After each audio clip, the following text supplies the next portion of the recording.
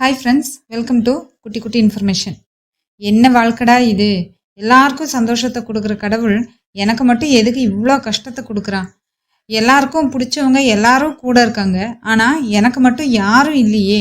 எனக்கு மட்டும் ஏன் ஒரு நல்ல வேலை கிடைக்கல, ஒரு வீடு இல்லை, பணம் இல்லை, சந்தோஷம், நிம்மதி, இப்படி எதுவும் இல்லை. எதுக்காக வாழணும், யாருக்காக வாழணும்னு உங்களுக்கு தோணினா கண்டிப்பாக இந்த வீடியோவை ஸ்கிப் பண்ணாமல் முழுசாக பாருங்கள். இதில் சொல்லியிருக்கிற விஷயம் பொய்யோ கற்பனையோ இல்லை, உண்மை. அந்த உண்மை என்னன்னு தெரிஞ்சுக்கிறதுக்கு முன்னாடி நம்ம சேனலை சப்ஸ்கிரைப் பண்ணாதவங்க சப்ஸ்கிரைப் பண்ணிக்கோங்க. கூடவே பக்கத்தில் இருக்கிற பெல் பட்டனை ப்ரெஸ் பண்ணிடுங்க. அப்போ தான் நான் போடுற எல்லா வீடியோவும் நோட்டிஃபிகேஷனில் வரும். வாழ்க்கை ரொம்ப ஈஸியாக இருக்கணும், கஷ்டப்படவே கூடாதுன்னு நீங்கள் நினச்சா அது உங்களுக்கு எலுமிச்சம்பழத்தை தான் கொடுக்கும். அதை வச்சு நீங்கள் லெமன் ஜூஸ் தான் போட முடியும். அதுக்காக நீங்கள் வாழ்க்கையை குறை சொல்லி பிரயோஜனம் இல்லை. இப்படின்னு நான் சொல்லலைங்க, சொன்னது யாரு? அவங்களுக்கு வாழ்க்கை எலுமிச்சம்பழத்தை தான் கொடுத்துச்சா? அவங்க என்ன பண்ணினாங்கன்னு பார்க்கலாம் வாங்க. பாகிஸ்தானில் 1987 மார்ச் 3 ரஹிம்யர்கான் மாவட்டத்தில் பிறந்த ஒரு பொண்ணு கலைத்துறையில் இளங்கலை பட்டப்படிப்பை முடிக்கிறாங்க. அந்த பொண்ணுக்கு 18 வயசு ஆனதும் அவங்க அப்பா அவங்களுக்கு கல்யாணம் பண்ண ஆசைப்படுறாரு. ஆனால் அந்த பொண்ணுக்கு இஷ்டம் இல்லை. ஆனாலும் கல்யாணம் நடந்தால் நீங்கள் சந்தோஷப்படுவீங்கன்னா சரிப்பா நான் கல்யாணம் பண்ணிக்கிறேன்னு சொல்கிறா. கல்யாணம் முடிஞ்சிடுச்சு. கல்யாண வாழ்க்கை நினச்ச மாதிரி சந்தோஷமாக இல்லை. 2 வருஷ கல்யாண வாழ்க்கையில் சந்தோஷம் இல்லை, எப்பவும் சண்டை, ஒரு திருப்தி இல்லை. அப்படி இருக்கும்போது ஒரு நாள் அவங்க சொந்த ஊருக்கு காரில் கணவன் மனைவி 2 பேரும் போகிறாங்க. அப்போ திடீர்னு கணவன் கண் அசந்ததால் கார் பள்ளத்தில் விழுந்துருச்சு. அப்போ அவர் கார்ல இருந்து குதிச்சு தப்பிச்சிட்டாரு. அதை பார்த்து அந்த பொண்ணு சந்தோஷப்பட்டா. ஏன்னா நல்ல வேலை அவருக்கு ஒன்றும் ஆகலைன்னு. ஆனால் அந்த பொண்ணால் கார்ல இருந்து வெளியே வர முடியல. உடம்பு ஃபுல்லாக காயம், வலது கை முறிஞ்சிருச்சு, மூச்சு விட முடியல. ஆம்புலன்ஸ் எதுவும் கிடைக்காத பகுதியில் ஆக்சிடென்ட் நடந்துருச்சு. அங்கே இருந்தவங்க எல்லாம் கார்ல இருந்து வெளியே எடுத்து போட்டாங்க அந்த பொண்ணை. ஆம்புலன்ஸ் இல்லை, அதனால ஒரு ஜீப்பில் பேக் சைடில் அந்த பொண்ணை எடுத்து போட்டுட்டு ஒரு ஹாஸ்பிட்டலுக்கு கூட்டிகிட்டு போனாங்க. அப்போ அந்த பொண்ணுக்கு நல்ல ஞாபகம் இருக்குது. ஒரு எலும்பு முறிஞ்சாலே நம்மளால் தாங்க முடியறதில்ல. உடம்பு ஃபுல்லாக காயம், எலும்பு முறிவு வேற. அந்த பொண்ணு அனுபவித்த வலியை வார்த்தையால் சொல்ல முடியாது. ஆனால் ஹாஸ்பிட்டல் போனால் அங்கே அந்த பொண்ணுக்கு ட்ரீட்மெண்ட் பண்ணுற அளவுக்கு ஃபெசிலிட்டி இல்லைன்னு திருப்பி அனுப்புகிறாங்க. இன்னும் கொஞ்ச நேரத்தில் வேற ஹாஸ்பிட்டலில் கொண்டு போகலன்னா இறந்துருவாங்கன்னு சொல்கிறாங்க. எப்படியோ எல்லாரும் சேர்ந்து வேற ஹாஸ்பிட்டலுக்கு கொண்டு சேர்த்துட்டாங்க. மணிக்கட்டு எலும்பு, தோள்பட்டை எலும்பு, இடுப்பு எலும்பு எல்லாம் முறிஞ்சிருச்சு. அதனால 3 பெரிய சர்ஜரி, 2 சின்ன சர்ஜரி, இதெல்லாம் நடக்குது அந்த பொண்ணுக்கு. ஆப்ரேஷன் எல்லாம் முடிஞ்சு அதுக்கப்புறம் அடுத்த நாள் டாக்டர் விசிட் வருவாங்க தெரியுமா? அப்போ டாக்டர் சொல்கிறாங்க, மா நீங்கள் நல்லா ஓவியம் வரைவீங்கன்னு சொன்னாங்க. உங்கள் மனசை திடப்படுத்திக்கோங்க. மணிக்கட்டு எலும்பு உடஞ்சதால இனி உங்களால் ஓவியம் வரையவே முடியாதுன்னு சொல்கிறாரு. அது அந்த பொண்ணால் தாங்கிக்கவே முடியல. அதுக்குள்ள அடுத்த நாள் டாக்டர் உங்கள் முதுகு தண்டுவடம் ரொம்ப டேமேஜ் ஆகியிருக்கு, அதனால இனி நீங்கள் நடக்கவே முடியாதுன்னு சொன்னார். அதையும் அந்த பொண்ணு ஜீரணிச்சு கடந்து போகலாம்னு நினைக்கும் போது அதுக்கும் அடுத்த நாள் டாக்டர் உங்கள் இடுப்பு எலும்பு உடஞ்சிருச்சு, உங்களால் இனி குழந்தை பெற்றுக்கவே முடியாதுன்னு சொல்கிறாரு. இதை கேட்டதும் அந்த பொண்ணு நொந்து போயிட்டா. அவங்க அம்மா கிட்ட கேட்குறா, இன்னும் நான் ஏமா உயிரோட இருக்கேன்? இனி நான் எதுக்கு வாழணும்? பொண்ணா முழுமையடையணும்னா அம்மா ஆகணும். அந்த தகுதியை நான் இழந்த பிறகு யாருக்காக, எதுக்காக நான் வாழணும்னு கேட்டா. அப்போ ஹாஸ்பிட்டல்ல அவளை யாருமே பார்க்க வரல. அந்த மாதிரி டைம்ல அவளுக்கு ஆறுதலா இருந்தது அவளோட அம்மா மட்டும்தான். அப்ப அவளோட அம்மா சொன்னாங்க, அழாதம்மா, இதுவும் கடந்து போகும்னு சொன்னாங்க. அந்த வார்த்தை அவளுக்கு கொஞ்சம் ஆறுதலா இருந்துச்சு. இப்படி இருக்கும்போது அவளோட கணவர் அவளை விவாகரத்து செய்ய போறதா நோட்டீஸ் அனுப்புனாரு. இன்னும் அவளை வாழ்க்கையோட கடைசி நிமிஷத்துக்கே கூட்டிட்டு போயிடுச்சு.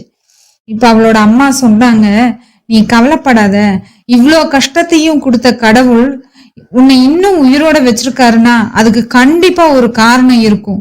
நீ எதையோ பெருசா செய்ய வேண்டி இருக்கும். உனக்கான பெரிய திட்டத்தை அவர் கண்டிப்பா வச்சிருக்காரு. அது என்னன்னு எனக்கு வேணா தெரியாம இருக்கலாம், ஆனா கண்டிப்பா ஒரு நாள் அந்த திட்டத்தை உன்கிட்ட கொண்டு வந்து சேர்ப்பாரு, நீ கவலைப்படாத, முதல்ல நீ தேறி வா அப்படின்னு சொல்றாங்க. அவ்வளோ கஷ்டத்திலையும் அம்மா சொன்ன வார்த்தை மாயாஜாலமா இருந்துச்சு அவளுக்கு. அந்த வார்த்தைகள் அவளுக்கு கேட்டுட்டே இருக்கு. வலிய மறந்து புன்னகை செய்ய ஆரம்பிக்கிறான். வார்த்தைகளுக்கு ஆன்மாவை குணப்படுத்துற சக்தி இருக்கு. வலிய மறைக்கிறது கஷ்டமா இருந்துச்சு அவளுக்கு. யோசிச்சு பாருங்க, பெட்ல தான் இருக்கணும், எல்லாத்துக்கும் ஒரு ஆள் தேவை, நாம என்ன பண்ணிருப்போம்? ஆனா அந்த பொண்ணு அவ சகோதரன் கிட்ட, என்கிட்ட ஒரு உடைஞ்ச கை இருக்கு, எனக்கு இந்த ஹாஸ்பிட்டலோட வெள்ளை கலரை பார்த்து பார்த்து வெறுத்து போச்சு, என் லைஃப்ல கொஞ்சம் கலர் சேர்க்கணும்னு நினைக்கிறேன், நான் ஏதாவது செய்யணும், எனக்கு கொஞ்சம் பெயிண்ட் வாங்கி கொடுங்க, நான் வரையணும்னு ஆசைப்படுறேன், நான் கொஞ்சம் முயற்சி பண்ணி பாக்குறேன் அப்படின்னு சொல்லி கேட்க, அவளோட சகோதரனும் கொஞ்சம் கலர் எல்லாம் வாங்கிட்டு வந்து கொடுக்குறாங்க. மரணப்படுக்கையில இருந்துட்டு ஓவியம் வரைய ஆரம்பிக்கிறா. இப்படி 2.5 மாசம் ஹாஸ்பிட்டல்ல இருந்தா. அந்த ஆக்சிடென்ட்ல நடந்த இன்னொரு ரொம்ப கொடுமையான விஷயம், கல்லீரல்ல பட்ட காயத்தால லைஃப் லாங் யூரின் பேக் வைக்க வேண்டிய கட்டாயம். நீங்க யோசிச்சு பாருங்க.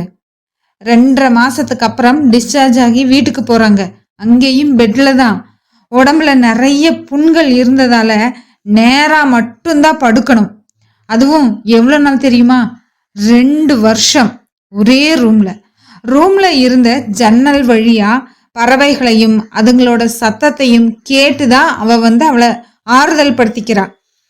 என்னைக்கு நம்மளும் இந்த மாதிரி பறவைகள் மாதிரி கொஞ்சம் சந்தோஷமா வெளியே போவோம் அப்படிங்கிற நாளைக்காக காத்திருந்தா. இயற்கை மட்டுமே அவளுக்கு சந்தோஷத்தை கொடுத்துச்சு. அப்படி 2 வருஷம் 2.5 மாசத்துக்கு அப்புறமா வீல் சேர்ல உட்கார முடிஞ்சுது.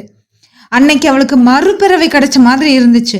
நடக்கவே முடியாதுன்னு தெரிஞ்சும், இனி வாழவே முடியாதுன்னு தெரிஞ்சும் வீல் சேர்ல உட்கார்ந்த நாள் எப்படி இருக்கும்னு யோசிச்சு பாருங்க.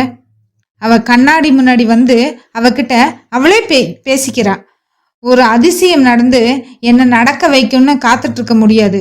யாருக்கும் நேரம் இல்லாததால ரூம்ல மூளையில உட்கார்ந்துட்டு அழுதுட்டு யார்கிட்டையும் என்னைய எப்படியாச்சும் கவனிச்சுக்கோங்க அப்படின்னு சொல்லி அவங்களோட கருணையை என்னால கேட்டு வாங்க முடியாது. அதனால நான் எப்படி இருக்கணும் அப்படியே என்னை ஏத்துக்கணும் அப்படின்னு பேசிட்டு இருந்த பொண்ணு லிப்ஸ்டிக் போடுறா. போட்ட உடனே அதை அழிச்சிட்டா. ஏன்னா இந்த ஊர்ல இருக்கிறவங்க எல்லாம் என்ன சொல்லுவாங்க, வீல் சேர்ல உட்கார்ந்துட்டு இருக்கிற பொண்ணுக்கு லிப்ஸ்டிக் தேவையா, மற்றவங்க எல்லாம் என்ன பேசுவாங்க அப்படின்னு யோசிக்கிறா. அதையும் தாண்டி மறுபடியும் யோசிக்கிறா, நான் ஏன் இப்படி பண்றேன், வீல் சேர்ல இருந்தா இதெல்லாம் பண்ணக்கூடாதா என்ன? அன்னைக்கு ஒரு முடிவு எடுத்தா.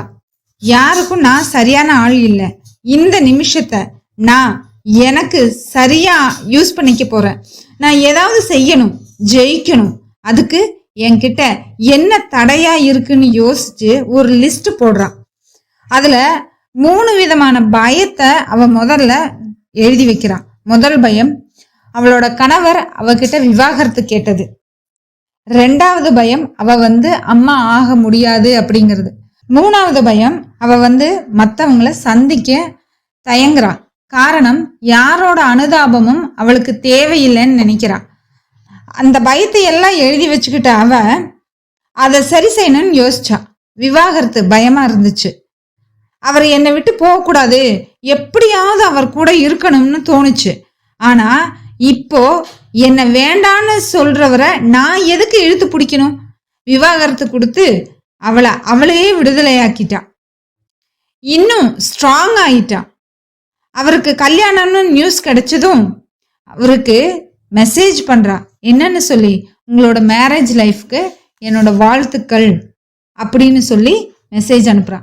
இந்த மெசேஜ் அவளுக்கு ஒரு உத்வேகத்தை கொடுக்குது.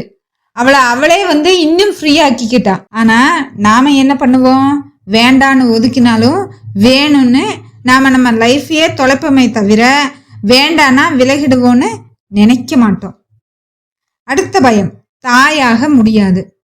அதுக்கு பெத்தாதான் குழந்தையா? எவ்வளோ குழந்தைங்க உலகத்துல அப்பா அம்மா இல்லாம இருக்காங்க, நாம தத்து எடுத்துக்கலான்னு முடிவு பண்ணி அதுக்காக பதிவு பண்றா. பதிவு பண்ண உடனே குழந்தைங்கள தத்து கொடுக்குறாங்களா என்ன? அதுவும் வீல் சேர்ல இருக்கிற ஒரு பொண்ணுக்கு. வீல் சேர்ல இருக்கிறா அப்படிங்கிறத அவ எந்த இடத்துலையுமே அவ சொல்லவே இல்லை. 2 வருஷம் காத்திருந்து அதுக்கப்புறம் ஒரு ஃபோன் கால் வருது. பிறந்து 2 நாள் ஆன ஒரு ஆண் குழந்தை இருக்கு, நீங்க தத்தெடுத்துக்கிறீங்களா அப்படின்னு கேட்டு உடனே சம்மதம்னு சொல்லி அந்த ஆண் குழந்தைய தத்தெடுத்துக்கிட்டா. அவளுக்கு இருந்த பெரிய பயம் மக்களை ஃபேஸ் பண்றது தான். 2 வருஷம் படுக்கையில இருந்தப்ப யாரையும் பார்க்க கூடாதுன்னு முடிவு பண்ணி கதவை மூடியே வச்சிருந்தா. ஏன்னா அவளை பார்த்து வர்ற அனுதாபம் அவளால தாங்கிக்க முடியல. அப்படி இருக்கும்போது திடீர்னு ஒரு விளம்பரத்தை பார்க்குறான். அதுல போலியோ சொட்டு மருந்து எல்லாரும் உங்க குழந்தைங்களுக்கு கொடுங்க, அப்படி இல்லைன்னா என் பையனை மாதிரி ஆகிருவாங்க அப்படின்னு சொல்லி ஒருத்தர் அவரோட பிள்ளைய காமிச்சு விளம்பரத்துல சொல்றாரு. ஆனா அந்த விளம்பரத்துல அந்த பையனை காமிச்ச விதம் அவளுக்கு பிடிக்கல. அதனால எப்படியாவது ஊனமுற்றவர்களால எதுவும் பண்ண முடியாது அப்படிங்கிறத உடைக்கணும்னு யோசிச்சா. நிறைய நல்ல நல்ல ஓவியங்களை வரைஞ்சா, கண்காட்சியில காட்சிப்படுத்தினா. அவளோட ஓவியங்கள் நிறைய விற்க ஆரம்பிச்சுது. உட்கார்ந்த இடத்துல இருந்து எழுத முடியுமேன்னு எழுத ஆரம்பிச்சாங்க. குரல் நல்லா தானே இருக்குதுன்னு பாடலாமேன்னு பாட ஆரம்பிச்சாங்க. வாயு நல்லா தானே இருக்கு அப்படின்னு பேச ஆரம்பிச்சாங்க. அவங்கள கடவுள் உயிரோட வச்சிருந்ததுக்கான காரணம் கொஞ்சம் கொஞ்சமா அவங்களுக்கு புரிய ஆரம்பிச்சுது. எந்திரிக்கவே முடியாத பள்ளத்துல இருந்து எப்படி எந்திரிச்சு வந்தாங்க அப்படிங்கிற கதைய எல்லார்கிட்டையும் சொல்ல ஆரம்பிச்சாங்க. எப்படி முடிஞ்சதுன்னு எல்லாரும் ஆச்சரியப்பட்டாங்க. அது அவங்களுக்கும் ஒரு நம்பிக்கையை கொடுத்தது. சக்கர நாற்காலியில உட்கார்ந்துகிட்டே மேடைகளையும் பேச ஆரம்பிச்சாங்க. மறுபடியும் மறுபடியும் சலிக்காம அவங்களோட கதைய சொல்ல ஆரம்பிச்சாங்க. அவங்களோட கதையை சொல்லி அவங்க பரிதாபத்தை தேடிக்கிறதா நிறைய பேர் சொன்னாங்க. ஆனா அவங்க கவலைப்படல. அவங்களோட கதை சிலருக்கு பரிதாபமா தெரிஞ்சா கூட பலருக்கு உத்வேகத்தை கொடுத்தது. உத்வேகத்தை மட்டுமா கொடுத்துச்சு, அவங்கள எந்திரிச்சு நடக்க வச்சுது. தோத்து போனவங்க அவங்க வாழ்க்கையில எந்திரிச்சு நடக்கிறத பார்க்க ரொம்ப சந்தோஷமா இருந்துச்சு. மறுபடியும் மறுபடியும் அவங்களோட கதையை எல்லா மேடைகள்லையும் பேசினாங்க. ஆயிரக்கணக்கான மக்கள் ஒண்ணு சேர்ந்தாங்க. அவங்களோட கதையே அவங்கள தன்னம்பிக்கை பேச்சாளரா மாத்திருச்சு. அது மட்டுமா, ஒரு டிவி சேனல்ல நியூஸ் வாசிக்கிறவங்களா ஆனாங்க. அவங்களோட கதை பாகிஸ்தானை கடந்து உலகம் முழுசும் தெரிய ஆரம்பிச்சுது. எல்லாருக்கும் தன்னம்பிக்கையை கொடுத்துச்சு. பிபிசில இருந்து சிறப்பு பேட்டி எடுத்தாங்க. ஐநா சபையில பேச கூப்பிட்டாங்க. அங்கேயும் போய் அவங்களோட கதையை பேசினாங்க. நிறைய ஆல்பங்கள் பாடி வெளியிட்டாங்க. நிறைய எழுதுனாங்க. இது எல்லாத்தையும் அவங்களுக்கு கொடுக்கணும்னு கடவுள் நினைச்சிருந்தா அப்புறம் எப்படி கார் விபத்துல சாக விடுவாரு? உனக்காக நிறைய வச்சிருக்க மகளே, சீக்கிரமா எந்திரிச்சு வா அப்படின்னு கடவுள் அவங்களுக்காக காத்திருந்ததா தான் தோணுது. விபத்துக்கு அப்புறம் அவங்களோட உடம்போடும் வீல் சேரோடும் சேர்த்து யூரின் பேக் ஒன்று எப்பவுமே கூட இருக்கும். எங்க போனாலும் அது இல்லாம அவங்களால போகவே முடியாது. காரணம், அவங்களோட உடம்போட கண்டிஷன் அப்படி. சரி, இருந்துட்டு போகட்டும் அப்படின்னு சொல்லி சீட்டுக்கு பின்னாடியே வச்சுக்கிட்டாங்க.